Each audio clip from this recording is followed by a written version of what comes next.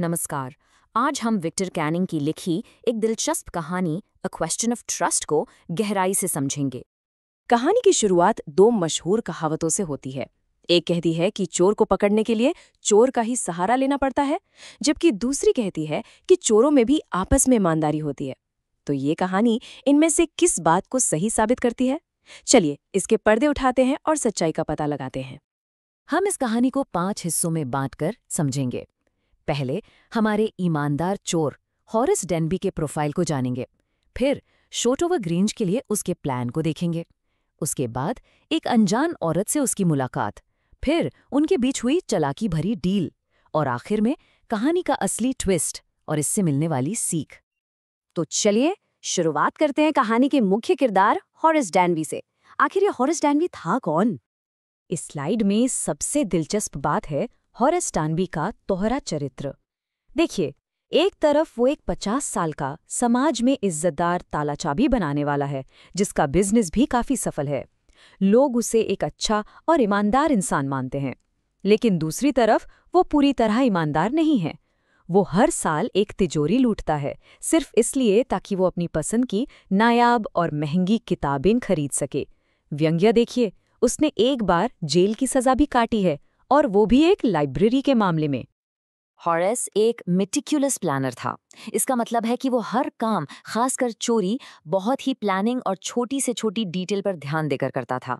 उसकी हर चोरी एक सोची समझी साजिश होती थी।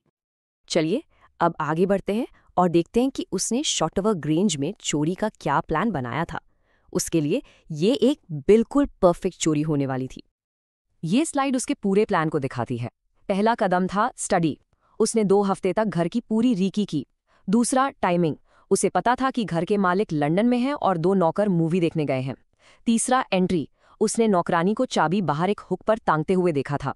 चौथा उसका ऑब्जेक्टिव साफ था, करीब 15,000 पाउंड्स के गहने चुराना, और 5वां मोटिव, इन गहनों को बेचकर आने वाली 3 दुर्लभ किताबें खरीदना। और एक जरूरी बात, वो हमेशा बहुत सावधान रहता था कि उसके फिंगरप्रिंट्स कहीं ना रह जाएं, इसलिए वो हमेशा ग्लव्स पहनता था। ये छोटी सी डिटेल आगे कहानी में बहुत इंपॉर्टेंट साबित होगी। सब कुछ प्लान के मुताबिक जा रहा था। हॉरिस घर के अंदर था, अपने काम के लिए तैयार। लेकिन तभी उसके परफेक्ट प्लान में एक गड़बड़ होती है और कहानी में एक नया मोड़ आता है। कमरे में रखे फूलों की वजह से हॉरिस को हे फीवर का अटैक आता है और वो छींक देता है।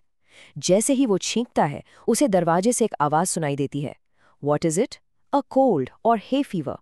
ये एक शांत लेकिन मजबूत आवाज थी। जब हॉरिस पलट कर देखता है तो वहां एक खूबसूरत लाल कपड़ों में लिपटी महिला खड़ी थी। यहाँ दोनों के बीच का अंतर साफ दिखता है।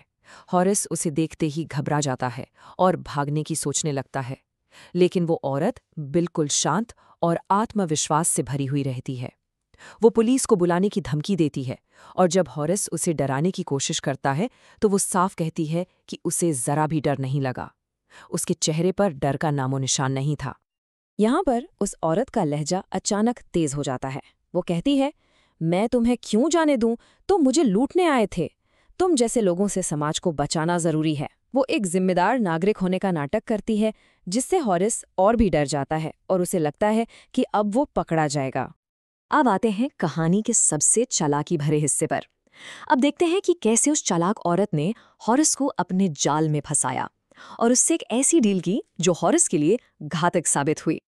वो औरत सिगरेट निकालती है। हॉरिस उसे खुश करने के चक्कर में और ये सोचकर कि वो उसकी मदद कर सकती है, अपनी जिंदगी की सबसे बड़ी गलती कर बैठता है। वो जल्दबाजी में अपने ग्लव्स उतार देता है और अपना लाइटर उसकी तरफ बढ़ाता है। यही वो पल था जहां से कहानी पूरी तरह पलट जाती है। ये एक शरीफ आदमी की तरह उसकी मदद करना था या एक चोर की सबसे बड़ी भूल? यही वो पल था जहां हॉरिस की सारी प्लानिंग धरी की धरी रह गई और उसकी किस्मत पलट गई। उसने अपने फिंगरप्रिंट्स पीछे छोड़ दिए थे। फिर वो औरत एक झूठी कहानी करती है। वो कहती है कि वो इस घर की मालकिन है और उसे एक पार्टी में जाने के लिए अपने गहने चाहिए, जो इस तिजोरी में बंद है। लेकिन वो सेफ का कॉम्बिनेशन नंबर भूल गई है। तो यहाँ पर वो हॉरिस के सामने एक शर्त रखती है, अगर तुम मेरे लिए ये तिजोरी खोल दो तो मैं तुम्हें यहाँ से जाने दूंगी। हॉरिस उसकी बातों में आ जाता है। वो सोचता है कि जेल जाने से बेहतर है कि इस लेडी की मदद कर दी जाए। वो खुशी खुशी 1 घंटे में तिजोरी खोलकर गहने उसे देकर वहां से चला जाता है। लेकिन असली कहानी तो अब शुरू होती है। पहले दिन हॉरेस सेफ खोलकर खुशी खुशी चला जाता है। दूसरे दिन वो अपना वादा निभाता है और कोई चोरी नहीं करता। लेकिन तीसरे दिन दोपहर तक एक पुलिस वाला उसे शॉर्टओवर ग्रेंज में चोरी के इल्जाम में अरेस्ट कर लेता है। उसके खिलाफ सबूत क्या थे? सबूत थे पूरे कमरे में फैले उसके फिंगरप्रिंट्स, क्योंकि उसने अपने ग्लव्स उतार दिए थे। और जब उसने पुलिस को बताया कि घर की मालकिन ने ही उसे तिजोरी खुलवाई थी, तो उसकी बात पर किसी में यकीन नहीं किया। क्यों? क्योंकि असली मालकिन तो एक 60 साल की तेज तर्रार औरत थी, जिसने साफ कह दिया कि हॉरिस की कहानी बिल्कुल बेकार और झूठी है। तो हॉरिस को आखिर धोखा कैसे हुआ? वो लाल कपड़ों वाली औरत भी हॉरिस की तरह ही एक चोर थी, लेकिन उससे कहीं ज्यादा चालाक।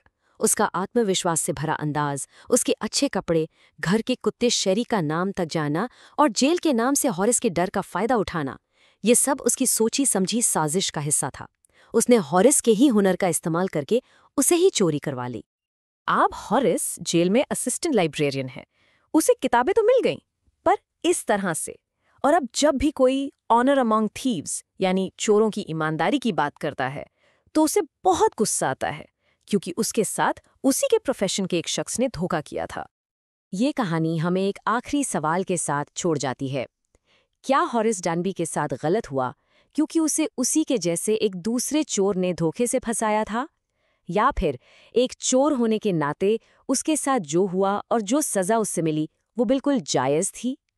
इस पर आपकी क्या राय है?